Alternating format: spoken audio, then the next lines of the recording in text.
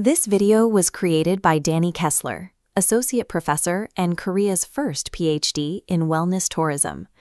When you look at curated lives in Seoul or Busan, your brain processes their assets and capital through an ancient lens of competition.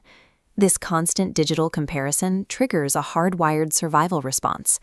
Because your ancestors survived by securing more resources than their peers, the brain defaults to suspicion and resentment when it perceives a disparity in status. Modern environments provide absolute comfort, yet this internal mechanism remains active. Access to significant resources does not automatically yield peace. It often provides the bandwidth for underlying anxiety to surface. We are living through the disease of convenience. You possess luxuries that historical monarchs could not secure, from climate-controlled rooms to immediate caloric access. The dopaminergic system operates on relativity. When comfort becomes the baseline, the brain recalibrates its expectations, causing any minor friction to feel like a significant failure. Consider a student in a cafe with high-speed internet and perfect air conditioning.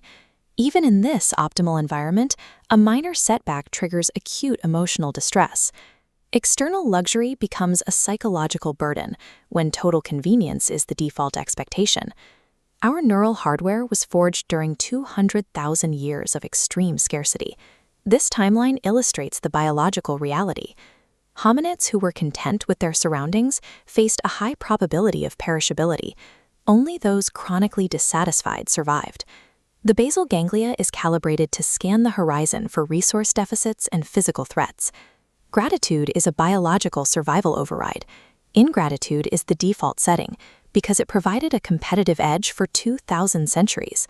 We are utilizing Stone Age circuitry within a digital environment. Your brain does not distinguish between physical threats and perceived social disparities on a screen. The constant hunt for digital validation is physiologically taxing because the body treats social status as a literal survival resource. This leads to the spoiled animal syndrome.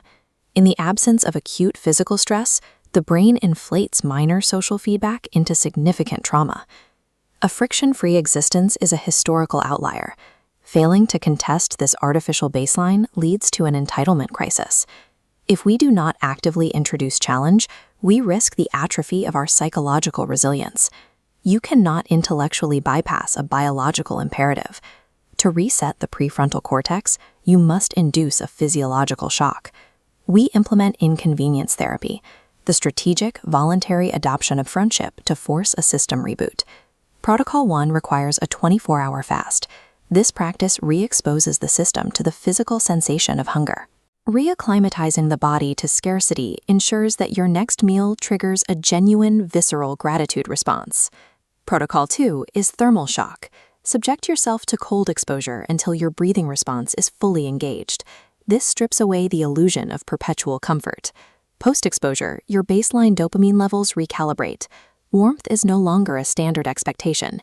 It becomes a utility. Practice gratitude through voluntary hardship, or risk the atrophy of your psychological resilience. This video was created by Danny Kessler, Associate Professor and Korea's first PhD in Wellness Tourism.